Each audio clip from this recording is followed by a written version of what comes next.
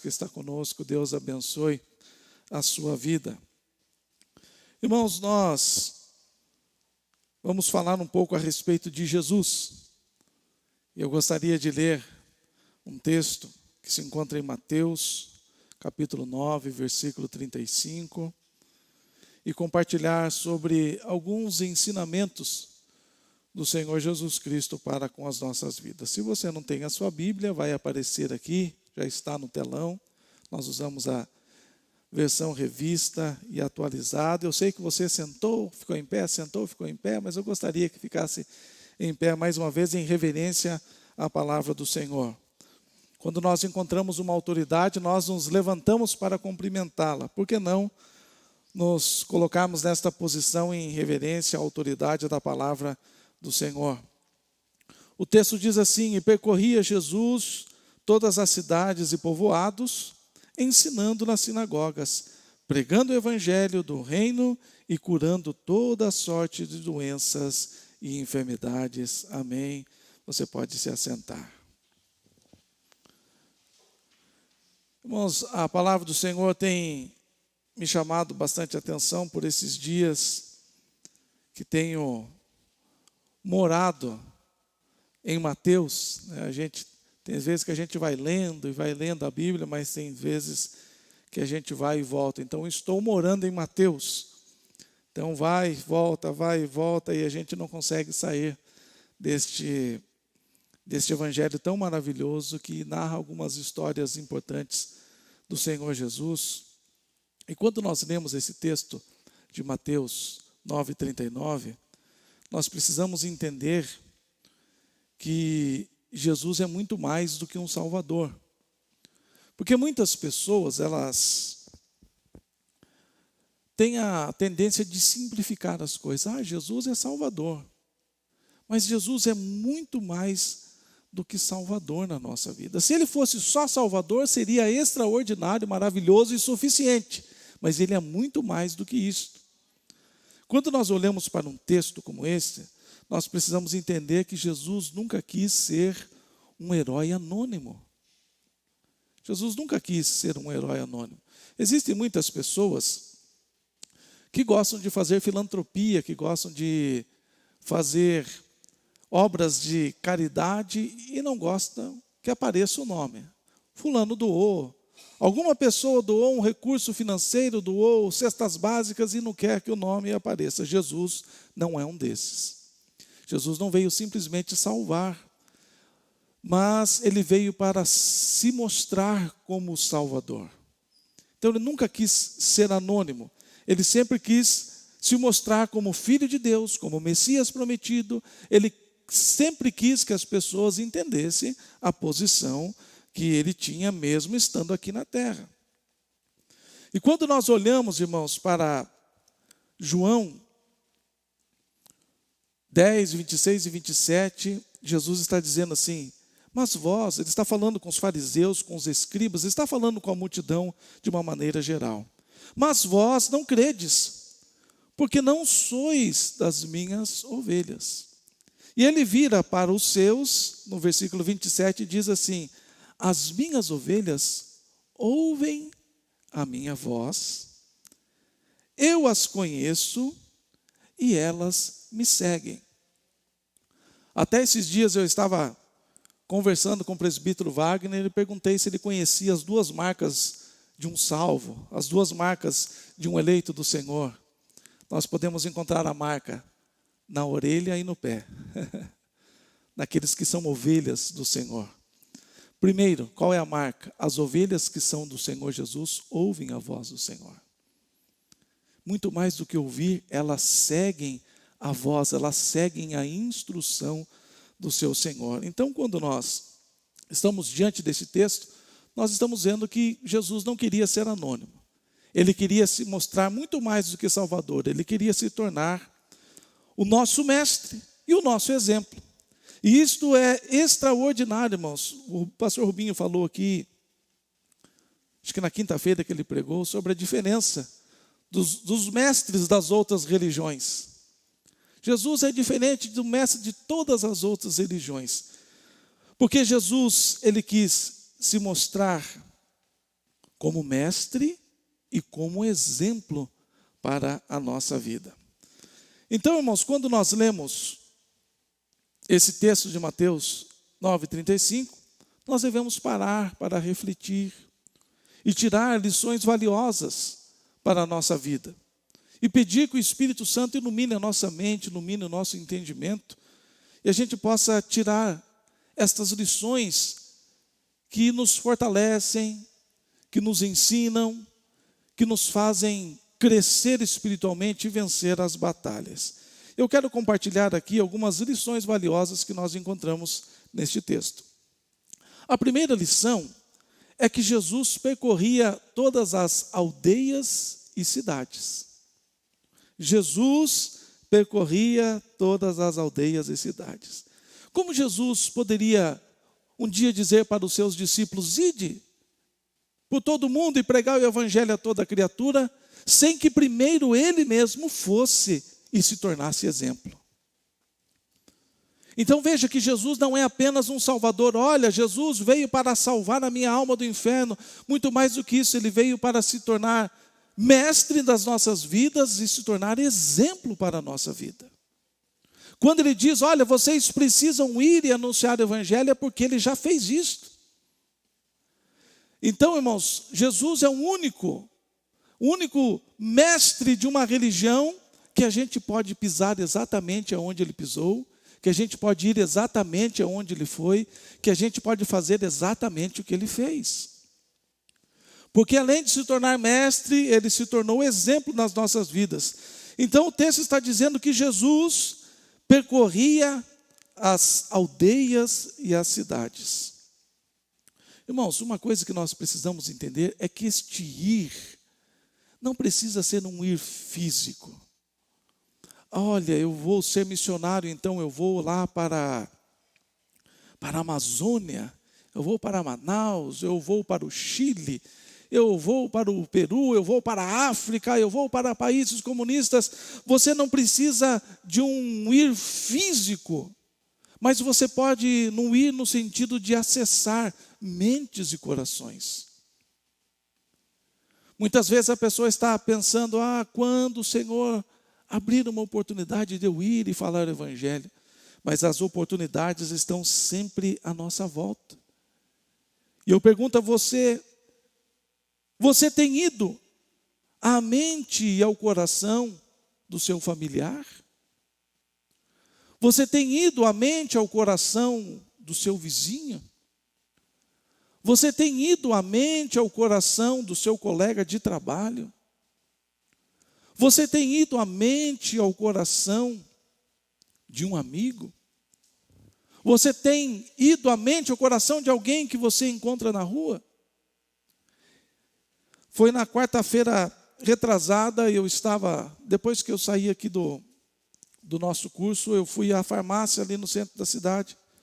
E um jovem: você tem um dinheiro? Perguntou para mim. Falei: depois que eu sair da farmácia a gente conversa. Então depois que eu paguei ali no caixa, antes de sair da farmácia, eu já combinei com a minha filha: olha, nós vamos sair, papai abre a porta do carro, você entra rápido e fica dentro do carro com a mamãe, e o papai vai conversar com aquele homem ali. E ela seguiu as instruções, entrou e ficou lá dentro. E eu peguei R$5 e dei para aquele homem. Mas ele não sabia que aqueles R$5 iriam custar uma meia hora da vida dele, né? Ele pensou que ia pegar o dinheiro e sair para fazer o que ele deveria fazer. Ele falou: olha, eu vou te dar R$5. Eu não sei se você vai comprar maconha, se você vai comprar crack, não sei se você vai comprar uma cachaça, mas o certo é que amanhã esses R$5 não estará mais nas suas mãos e não valerá nada para você. Mas o Jesus que eu sirvo, aí a história é diferente. Jesus pode mudar a sua história, pode mudar a história da sua família. Jesus pode te tirar da rua, Jesus pode mudar literalmente a sua existência aqui nesta terra. Então, muito mais do que, como foi lido aqui, o Senhor nos fazer abundar financeiramente para nós fazermos obras de caridade, generosidade, nós precisamos aprender a acessar mentes e corações. Então, quando Jesus percorria, irmãos, Jesus não perdia tempo. Aonde ele estava, onde ele ia, onde ele chegava, ele falava a respeito do reino dos céus. Ele dizia: eu não estou aqui para fazer o que eu quero, eu não quero fazer aquilo que eu desejo, eu estou aqui para cumprir o que o Pai quer que eu cumpra, eu tenho um tempo para cumprir isto, e eu vim aqui para dizer: arrependei-vos, porque é chegado o reino dos céus. E ele não perdia tempo anunciando a palavra. E muitas vezes nós gastamos e perdemos tempo com tantas coisas, mas não fazemos como Jesus, percorrer os lugares para anunciar o evangelho do reino dos céus. Então o ir não precisa ser um ir físico, mas sim acessar mentes e corações. Eu gosto muito de uma passagem de Paulo, que está em Romanos 10, 14, que diz assim: como porém invocarão aquele a quem não creram? E como crerão naquele de que nada ouviram? E como ouvirão se não há quem pregue?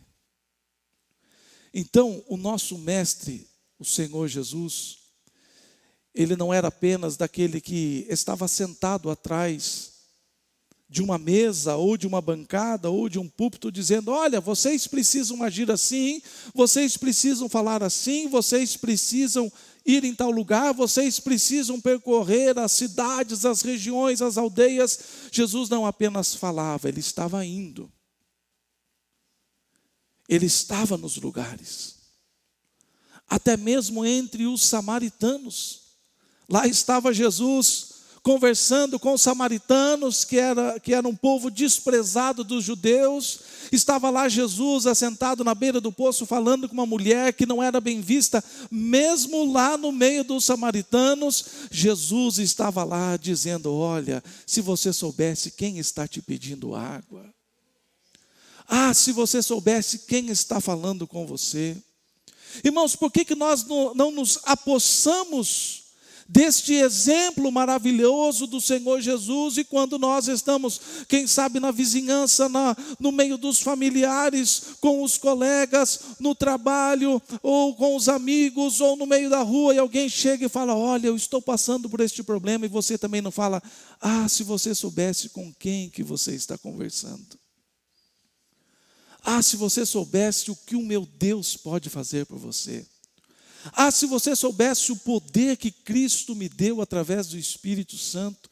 Irmãos, nós queremos impactar a cidade, nós queremos ser a diferença, nós queremos marcar uma geração, mas nós não estamos seguindo o exemplo do nosso mestre. Nós estamos pensando em nós, a vida é corrida, não tenho tempo para parar, não tenho tempo para conversar, não tenho tempo para evangelizar, não tenho tempo para anunciar a Jesus, não tenho tempo para ir visitar alguém que está enfermo e orar e declarar a cura sobre aquela vida. Ah, olha, eu não posso. Jesus percorria as regiões, as aldeias e as cidades. Se nós quisermos impactar a cidade de Campo Largo, não será apenas com aquilo que nós falamos. Não será apenas uma igreja bonita como nós temos aqui, a fachada vai ficar bonita após a reforma. Não adianta só termos um lugar bonito, aconchegante. Nós precisamos emanar o poder de Deus que está em nossa vida. E o próprio Jesus disse: eu estou indo para o Pai, eu já roguei a Ele, e Ele enviará o Espírito Santo. E Ele estará com vocês todos os dias. E quando vocês receberem o Espírito Santo, vocês receberão poder e autoridade. E o que é que eu e você estamos fazendo com o poder e a autoridade do Espírito Santo que está em nós? Não está no pastor, não está no presbítero, está em todos nós. O Espírito Santo habita em você, o Espírito Santo reside em você. Você já entregou o seu coração ao Senhor Jesus, o Espírito Santo já fez morada. Você tem poder, autoridade sobre a sua vida. Você não pode ter medo de percorrer mentes e corações. Você tem que ter ousadia de dizer: o meu Deus é poderoso. O Deus que eu sirvo é poderoso. A palavra que Ele deixou, a Bíblia Sagrada, é poderosa.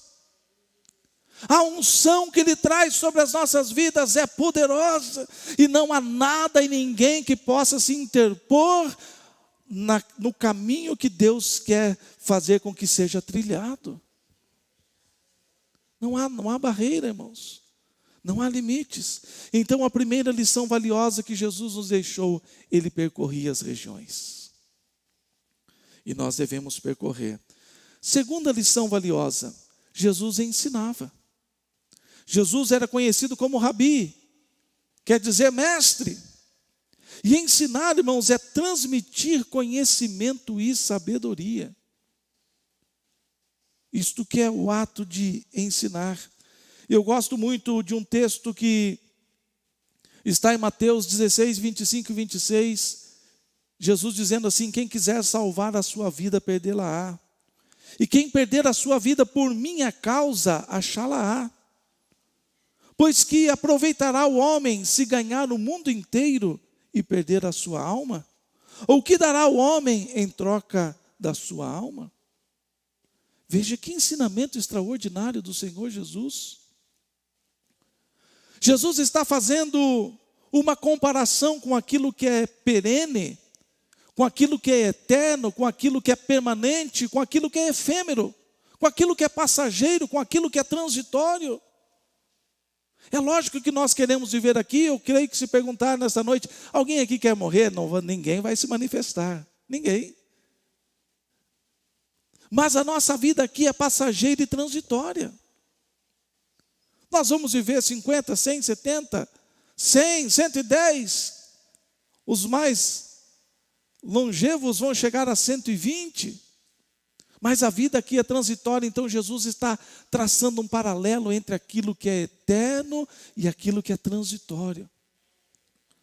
Jesus está dizendo, olha, quem quiser ganhar a sua vida, o que Jesus está dizendo? Hoje em dia, irmãos, é o que nós estamos vendo.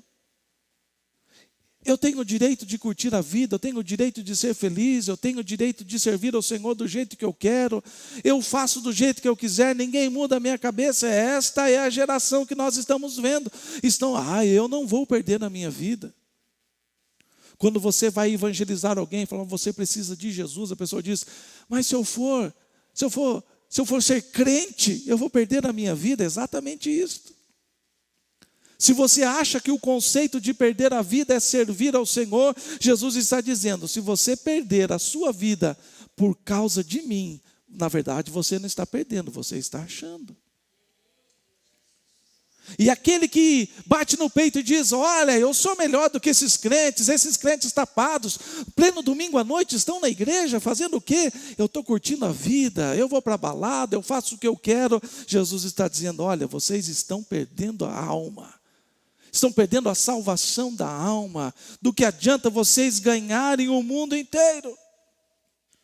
Pode ser famoso, pode ser rico, pode ser multimilionário, pode ser bilionário, pode morar em Dubai, seja onde for. Se não tiver o Senhor Jesus, estará perdendo a sua alma. Quer ensinamento mais precioso e mais profundo do que este? E Jesus ensinava. Ensinar é transmitir conhecimento e sabedoria. Muito mais do que transmitir conhecimento e sabedoria, os ensinamentos de Jesus traziam identidade. Os crentes de hoje estão perdendo a identidade. Hoje existe um cristianismo raso, superficial, aonde não existe uma identidade cristã. Quando eu falo de identidade, significa que nós estávamos no império das trevas e o Senhor Jesus veio e nos transportou, nos tirou do império das trevas e nos colocou no reino da luz, no reino dos céus. Nós não pertencemos mais ao mundo, pertencemos a Cristo. Não pertencemos ao império das trevas, pertencemos ao reino do Filho do seu amor. E qual é a nossa identidade? O pastor Rubinho pregou aqui na quinta-feira sobre como conquistar a mentalidade de filho.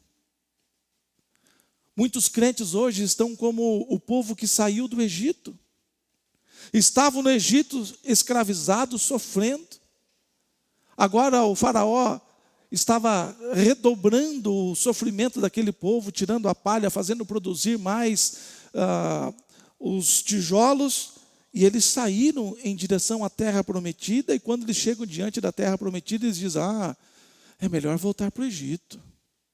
Lá tinham as cebolas, tinham os pepinos, lá nós tínhamos as nossas panelas, tínhamos até onde ser enterrado, e agora nós estamos no meio do deserto. Isto é caminhar sem identidade. Tem crente que saiu do mundo e não perdeu a identidade do mundo, e não tem a identidade do reino, e tem crente que está no meio do caminho, não tem nem mais a identidade do mundo, e não tem a identidade do reino, está perdido.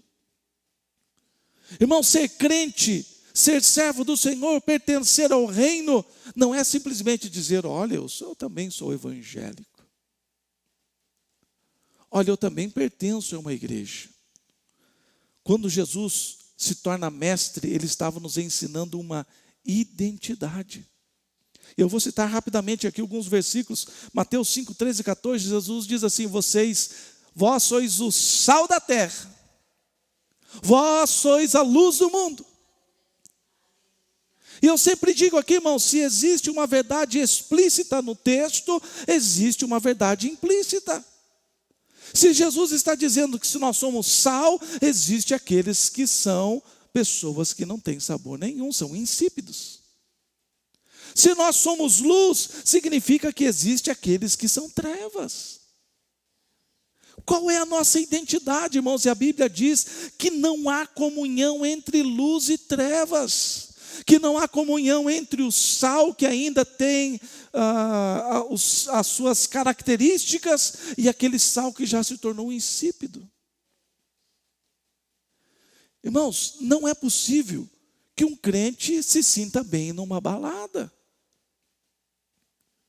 Não é possível que o crente se sinta bem num ambiente onde não há a glorificação do nome do Senhor. Irmãos, não é possível um crente verdadeiro ter amizade com pessoas que estão infringindo a palavra do Senhor. Não existe comunhão entre luz e trevas. Paulo diz assim, tudo me é lícito, mas nem tudo me convém. Pastor, vamos para o bailão, eu posso ir, a igreja não me proíbe, mas eu não vou. Lá não é um lugar, não é uma reunião de santos, não é uma reunião para adorar ao Senhor, mas para satisfazer os desejos da carne. Esses dias alguém, já passado um tempo, eu já falei aqui, mas eu vou aproveitar, me lembrei aqui. Uma pessoa chegou e falou para mim, pastor, já foi no bar do fulano? Lá tem uma comida extraordinária. Eu olhei bem assim, falei, eu preciso falar, né? Falei, você já parou para pensar que bonito seria eu num bar? Não, pastor, mas é que é o seguinte, lá assim, é um bar, mas pro lado de cá tem a turma que bebe, e pro lado de cá tem um cantinho da família. As pessoas ficam ali.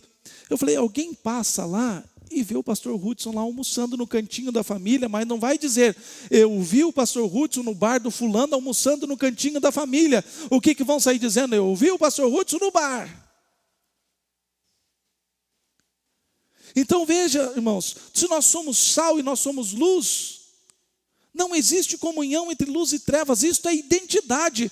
As pessoas usam a desculpa dizendo, eu não vou porque a minha igreja não deixa. Eu não vou porque meu pastor não deixa. Certa feita eu cheguei num aniversário e vieram com um copo de cerveja para mim. Toma, não, eu não bebo. Não, toma, não, muito obrigado, eu não tomo cerveja. Teu pastor não deixa? Eu falei, eu não quero beber. A tua igreja não permite, não tem nada a ver com a igreja. Eu sou sal e luz. Se todo mundo estiver bebendo aqui, eu não vou beber, porque eu sou diferente. Eu não vou me misturar, estou aqui para marcar e ser diferente. Então, irmãos, nós precisamos ter identidade. Tem gente que parece camaleão. Vai numa festa de ímpio, faz tudo o que o ímpio faz. Vai na festa de crente, faz tudo o que o crente faz. Não tem identidade. Agora, quando nós estamos vendo que Jesus ensinava, Ele está dizendo, vocês são sal, vocês são luz. Ele diz assim: vocês são meus amigos. Veja que coisa extraordinária, irmãos. O diabo vem e diz assim: você não é nada, você não vale nada, você é um erro, você é um engano. Você nasceu para sofrer, você nasceu para ter uma vida de desgraça. Não, Jesus disse assim: eu sou amigo dele. Isso é identidade, irmãos. A gente não pode titubear. Ontem eu estava conversando com uma pessoa e dizendo: em 2014, quando veio aquela chuva de pedra que passou aqui em Campo Largo, eu perdi tudo. Minha casa ficou só os parafusos no teto. O telhado sumiu, molhou tudo, acabou com tudo, móveis, tudo. Só conseguimos salvar as roupas e alguns poucos eletrodomésticos que o diácono Jorge, pai do Wagner, nos socorreu juntamente com o presbítero Ederson. E o que o diabo vinha? Falou assim: agora vai lá, sobe no púlpito. Fala que o teu Deus é bom. Fala que o teu Deus protege. Fala que o teu Deus é prosperidade. Eu quero ver você subir lá. Eu tenho identidade, eu sou amigo do Senhor Jesus. Então subi aqui, lógico, com o coração dilacerado, pensando o que eu vou fazer daqui para frente. Mas Jesus continua sendo o Senhor, Ele continua sendo o Rei, Ele continua sendo poderoso, Ele continua sendo majestoso, Ele continua sendo o Senhor da minha vida. Passado um tempo, minha menininha resolveu sair antes, do ventre. E nasceu e ficou 60 dias na UTI. E quando nasceu, eu pedi um afastamento da congregação que eu pastoreava. Falei: vou ficar uns dias em casa para ver o que nós vamos fazer da vida, toda a vida que vai na UTI, o médico: eu não sei. Amanhã é amanhã, hoje é hoje. Mas o Senhor falou: não. Pode voltar lá e continuar pastoreando a igreja. Porque nós devemos ter identidade. Identidade: eu sou filho, eu sou amigo. Como diz João 1,13, diz: deu-nos o direito de sermos filhos. Isto é identidade, irmãos. Por isso o crente, ele não serve a Deus de maneira constrangida. Ai, que peso que é servir ao Senhor. Que peso é abrir mão das coisas do mundo. Ai, que peso, eu não posso mais fazer isto, eu não posso mais fazer aquilo, eu não posso mais frequentar certos tipos de ambiente. Ai, que coisa pesada. Não, se nós temos identidade, tudo é alegria. Eu sou sal, eu sou luz. Eu sou amigo, eu sou filho. E em João 15,19 diz assim: vocês não são do mundo. Sabe o que acontece, irmãos? A gente que entende esta lição valiosa, a gente olha para as coisas do mundo e já não nos atrai. Quem tem esta identidade não fica... Irmão, tem crente que olha para as coisas do mundo e que fica babando de vontade. Ai, se eu pudesse ir. Ai, se eu pudesse frequentar. Ai, se eu pudesse fazer. Ai, se eu pudesse estar nesse ambiente. Quando nós entendemos que o Senhor ensinava, e Ele se tornou o mestre, não apenas no ensinar, mas no se tornar exemplo nas nossas vidas. Ele disse: vocês não são do mundo, então eu não preciso das coisas do mundo. E as pessoas falam: como é que o crente é feliz? Como é que o crente é alegre? O crente não bebe, não vai em certos lugares, não vai em certo ambiente, porque nós não somos do mundo. O que preenche a nossa alma não são as coisas do mundo, são as coisas que vêm dos céus. Então, se tem festa, se não tem festa, a gente está alegre. Se vai no aniversário, tem cerveja, não tem cerveja, para a gente não faz diferença. A festa é alegre do mesmo jeito. Se chegou na sexta-feira, tem balada ou não tem balada, para a gente não faz diferença nenhuma. Se dá para ir para o shopping ou ficar em casa, o crente continua alegre, porque ele tem identidade. Terceira lição valiosa, irmãos. Jesus pregava. O que é pregar? Pregar é ser arauto. É ter autoridade para levar uma mensagem. É ser mensageiro oficial, é ser porta-voz. Jesus pregava. Isso implica, irmãos, falar com responsabilidade, fidelidade e exatidão a mensagem. Então, irmãos, quando nós falamos que somos discípulos do Senhor Jesus, que somos crentes, crentes no sentido de crer em Jesus, no sentido de entregar a vida ao Senhor, de fazer dele o nosso mestre, de seguir os seus passos, nós não falamos aquilo que nós queremos falar. Nós falamos aquilo que precisa ser falado. Eu estava em um ambiente e um professor meu, deixa eu ver como é que eu falo aqui, para a gente não perder as redes sociais de novo, né? Um amigo meu que está nessa tendência nova aí, né? Os casamentos modernos. E esse professor chegou para mim e falou assim: você como pastor, o que você vê esse casamento neste formato? E eu falei assim: escuta, você quer saber a minha opinião ou você quer saber o que a Bíblia diz? Qual que é a diferença? Eu falei assim: a minha opinião não tem muito valor, mas o que a Bíblia diz é verdade absoluta. Você pode acreditar, pode não acreditar, pode dar ouvido, não dar ouvido, pode dizer que não tem valor nenhum, ela continua sendo a palavra do Senhor, e eu e você seremos julgados naquele dia pela palavra. Ele falou: então diga o que a Bíblia diz. A Bíblia diz que é pecado. Você está dizendo que é pecado? A Bíblia diz que é pecado. Irmãos, nós não estamos aqui para falar aquilo que nós queremos. Nós estamos aqui como porta-voz. Porta-voz não fala o que quer. Você conhece o porta-voz de um governo? Porta-voz do nosso presidente, ou porta-voz do presidente dos Estados Unidos, porta-voz do rei da Inglaterra. Ele não vai lá e fala o que ele quer falar, ele vai lá e fala o que o rei quer que ele fale, o que o presidente quer que ele fale. Ele apenas está transmitindo uma mensagem oficial daquilo que a autoridade maior queria falar. Então nós não estamos aqui para dizer: olha, veja bem, meus queridos. Não, nós estamos aqui para falar o que a palavra do Senhor quer que falemos. Porque arauto, pregador, significa porta-voz, implica em responsabilidade. E eu sempre digo aqui, irmãos, as pessoas olham às vezes a posição, às vezes a pessoa olha o cargo, às vezes a pessoa olha o estar aqui na frente, mas não olha a responsabilidade. Um dia eu vou chegar diante de Deus e Deus vai falar assim: o que você fez com a igreja que eu coloquei para você pastorear?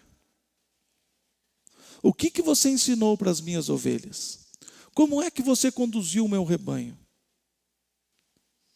O que você ensinou? Você falou a verdade? Você foi um arauto? Ou você falou aquilo que você queria falar? Você foi responsável e fiel nas mensagens? Ou você deu uma brandada para agradar o povo? Aqui nós vemos o conceito profético, irmãos. O profeta no Antigo Testamento, ele não falava nada para agradar o rei. E na quarta-feira aqui, se não me engano, eu falei a respeito de Natã, irmãos. Né, irmã Betinha? Pensa num camarada bom, tal do Natã. Chegou diante de Davi, contou uma historinha para Davi. Olha, Davi, tinha um homem que tinha um monte de ovelhas e roubou a ovelha de um homem que só tinha uma ovelha e matou. E Davi, o grande rei Davi, fica irado e se levanta: esse homem tem que morrer. E quem sabe se fosse os pregadores de hoje em dia, fala assim: eu não vou me queimar com o rei, eu vou deixar quieto esse negócio. Vou abrandar a situação. Deixa o rei continuar no pecado dele, não vou falar nada. Não, Natã tinha responsabilidade e fidelidade para falar com exatidão aquilo que Deus queria que fosse falado para Davi. Então Natã vira para o rei, mesmo a preço do seu pescoço, e diz: você é este homem. Você roubou de Urias a única ovelhinha que ele tinha. Então, esta é a responsabilidade. Jesus passou a pregar, Jesus passou a dizer: arrependei-vos.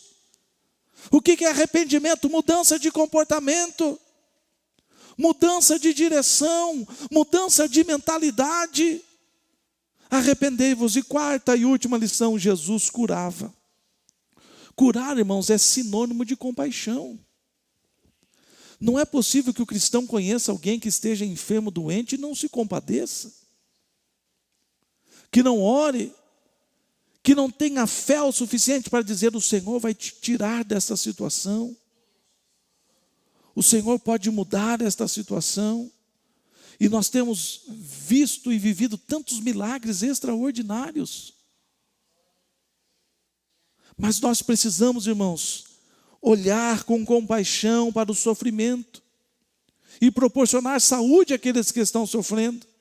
Muito mais do que saúde física, levar a paz, a esperança, o conforto e a salvação através de milagres, irmãos.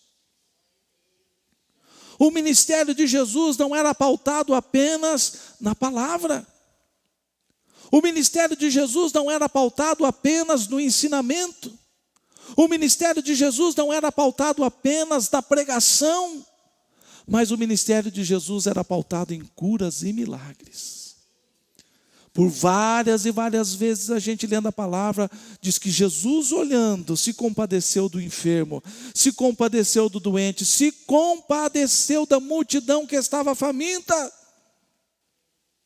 Como é que nós queremos ser uma igreja que irá impactar a cidade de Campo Largo, se nós ficarmos apenas no discurso teórico e não formos para a prática? Olha, o meu Jesus cura mesmo? Eu acho que cura. Olha, o meu Jesus pode te tirar desse leito de enfermidade. Eu vou chamar o irmão lá da igreja, que ele ora e as pessoas são curadas. Você é um instrumento de cura. Você é um instrumento de mudança na cidade de Campo Largo. Você é um instrumento de restauração em famílias. Você é um instrumento de restauração de saúde. Você é um instrumento de milagres nesta cidade. Jesus curava toda sorte de doenças e enfermidades, irmãos. Não era uma coisinha ou outra que curava de dor de cabeça, curava de uma diarreia, de uma desinteria, não, curava toda sorte de enfermidade. Os leprosos naquela época, se hoje já é difícil a cura para a lepra, naquela época Jesus curava os leprosos.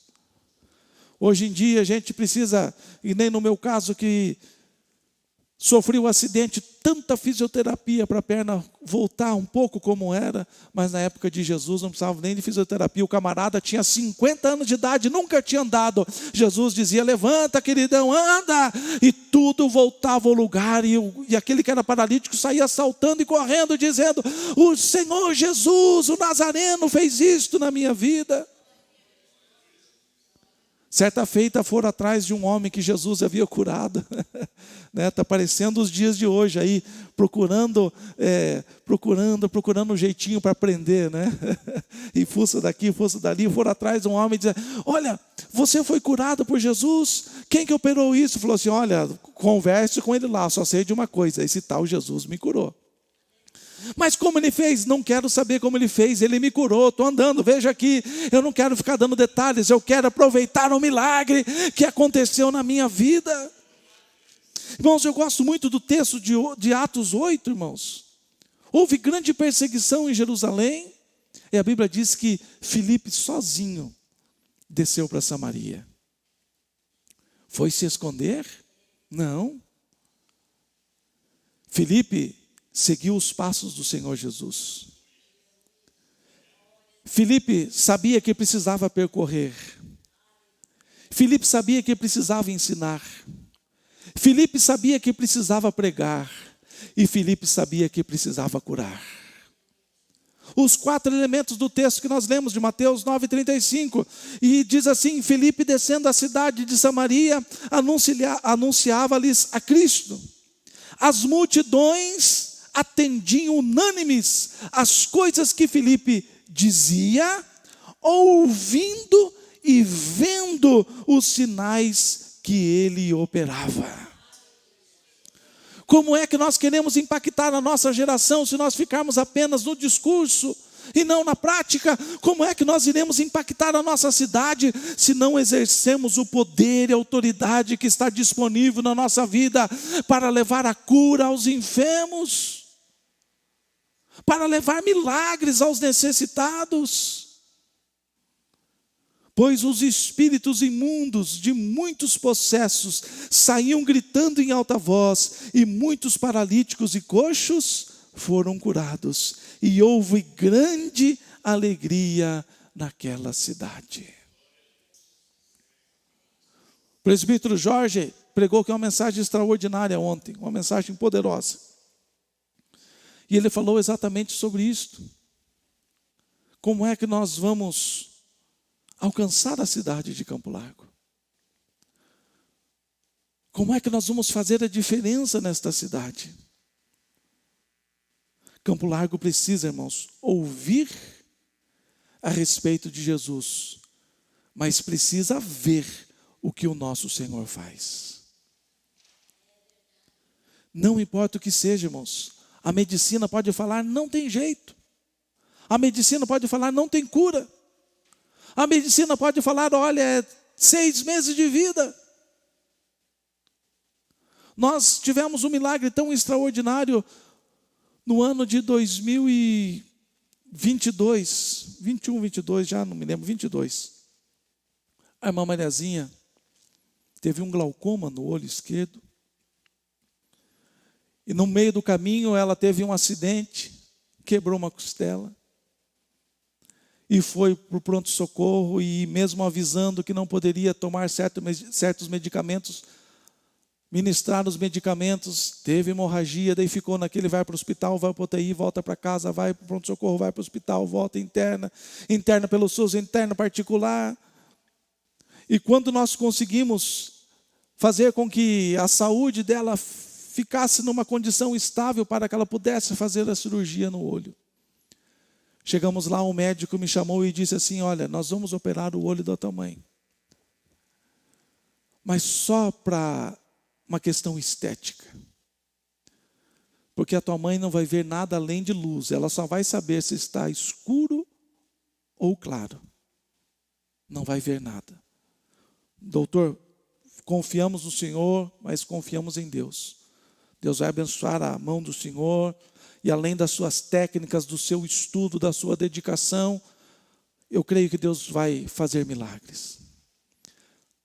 Fez a cirurgia, e no retorno ele estava viajando, ele estava, não sei se nos Estados Unidos ou no Canadá, numa especialização, e ele disse assim, olha, vocês vão ser atendidos, foram 2 médicos que operaram, o doutor fulano é que vai atender vocês, e nós fomos lá ansiosos, e tirou o tampão, e o médico falou assim, o senhor consegue ler aquelas letras lá na parede? Tampou o olho direito, só consegue ler? Pois não, eu leio. F, G, S, D, O. O médico, o quê? Posso diminuir o tamanho da letra? Pode diminuir. Diminuiu? Pois não, lá P, R, X, Z. O médico falou, não acredito que a senhora está vendo. Aconteceu um milagre, porque nós tínhamos a plena certeza. Nós nunca vimos isso. Maravilhosa. O doutor Luiz me falou, meu primeiro médico era do doutor Luiz Arana. O doutor Luiz falou que a senhora está enxergando, eu quero ver se isso é verdade mesmo.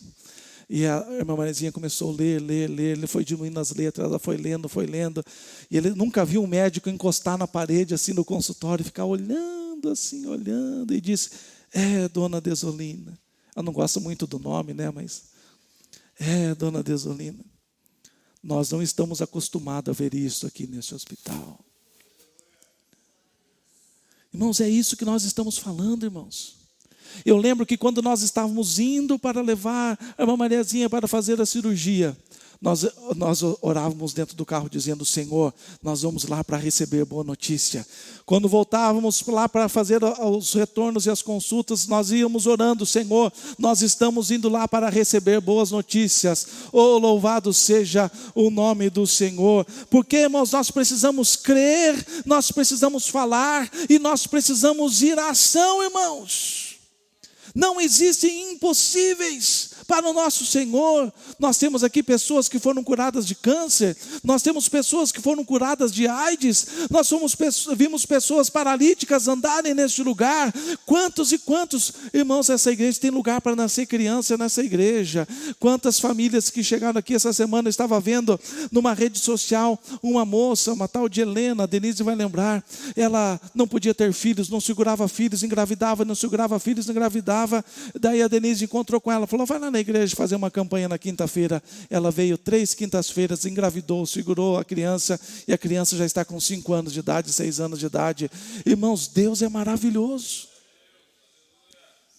E Deus sempre faz coisas extraordinárias. Na pandemia, a moça lá de Canambeí, lá para o nosso culto, aqueles cultos online da pandemia, a moça pediu oração, falou, pastor, ora aí, porque minha amiga quer engravidar e não pode. E nós oramos, falou, não, ela vai ficar grávida, ela vai ligar aqui testemunhando. De repente ela mandou a foto, falou assim, ei pastor, de vez vir um, vieram 2. A bênção veio dobrada, vieram gêmeos. Deus é maravilhoso, irmãos. Só nós não podemos nos intimidar e dizer, olha, quem sabe Deus possa fazer, quem sabe Deus possa curar. Não era esta a posição de Jesus, não era esta a posição dos apóstolos, não era esta a posição de Filipe. Os enfermos chegavam e eram curados, e houve grande alegria naquela cidade. O que nós precisamos fazer, irmãos? Precisamos percorrer corações e mentes. Precisamos percorrer esta cidade. Precisamos ensinar a sabedoria do reino dos céus. Precisamos pregar as boas novas da salvação. Precisamos curar os enfermos e gerar grande alegria nos casamentos, nas famílias, nos bairros e na nossa cidade. Este é o exemplo que o Senhor Jesus se tornou para nós. E Jesus percorria aldeias e cidades, ensinando e pregando nas sinagogas e curando toda a sorte de doenças e enfermidades. Vamos ficar em pé neste momento.